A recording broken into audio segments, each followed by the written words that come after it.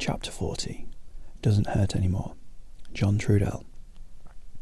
Originally released on the album Bone Days, Damon 2001. Written by John Trudell. The song of the sufferer, one that penetrates to the heart of the matter. Your desire and imagination are wearing thin, and the longer your lifeline is, there's less guarantee that either will hold up. You question everything about yourself, but you don't know what you're questioning. Renounce and relinquish all your thoughts that crash into a heavy cloud of fog, thick as a brick wall, splits into a million pieces and goes missing. Powerful thoughts that explode like the Big Bang. In this song there's a million ways to go mad, and you're familiar with them all.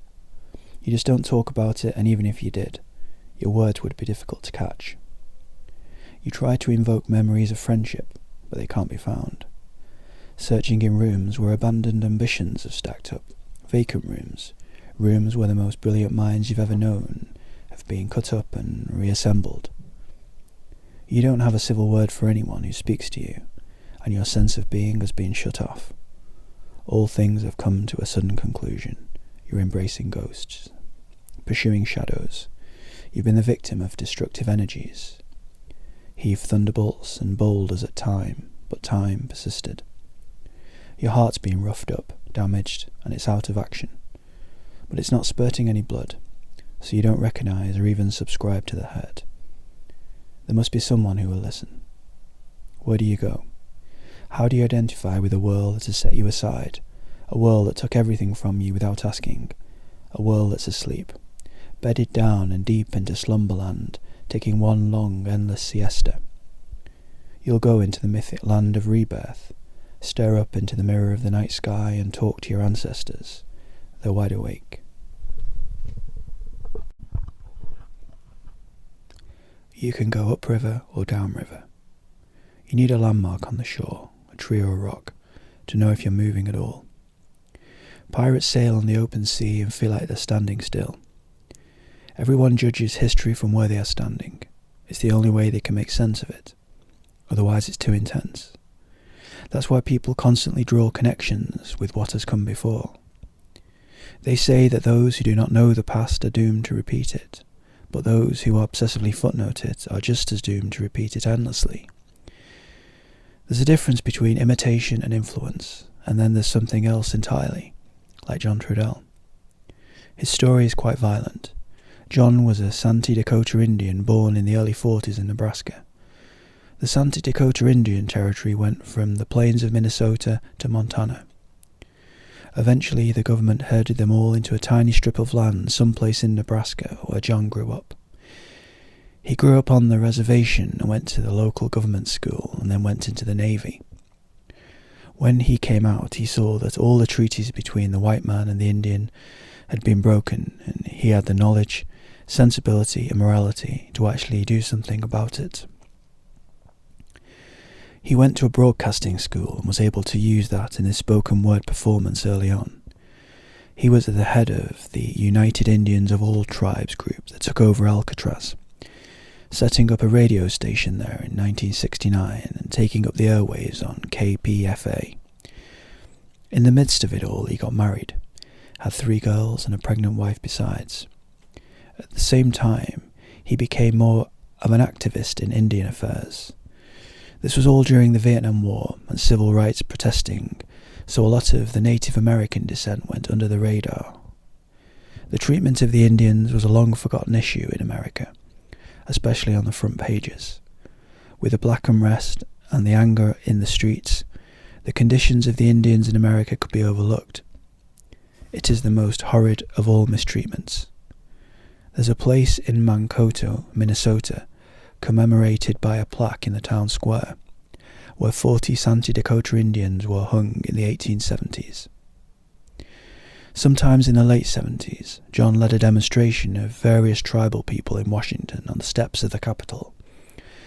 A day after that, his trailer home in Nevada on the Duck Valley Reservation was firebombed and a padlock was put on the outside of the door. John's pregnant wife and 3 kids and mother-in-law were burned alive. The arsonists were never apprehended. This gives you an idea of what's deep down in the heart and soul of many of the songs that John would write. The thing about life is it keeps going, even after the headlines stop. John lived into the new century and kept writing poems. He speaks poems to music.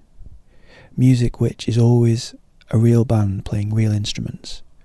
Whatever record he's making, his band can do it all, from rock and roll to melodic melodies in back of him.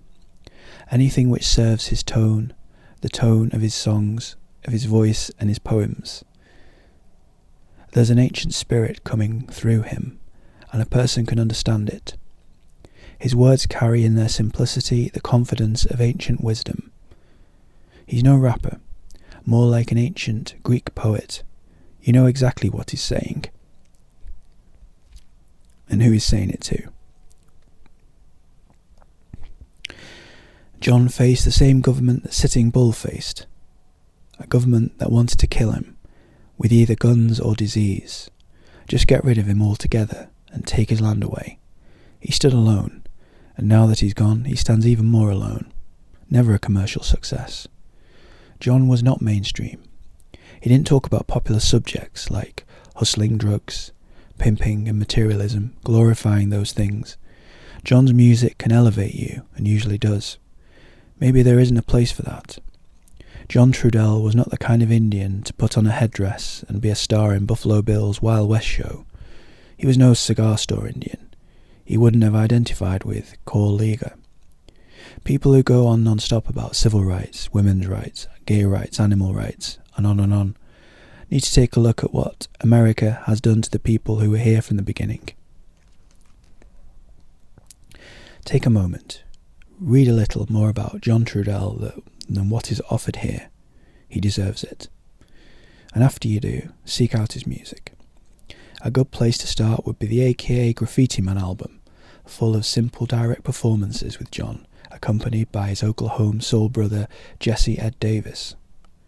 As you go deeper into his work, you can't go wrong with the Bone Days album and the song called Doesn't Hurt Anymore.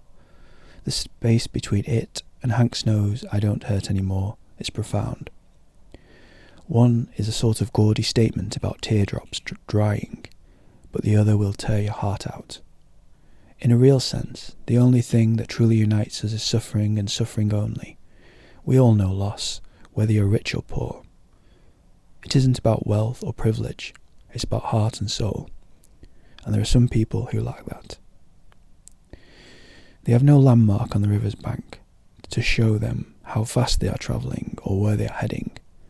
And the saddest part is, they will never be able to hear John Trudell.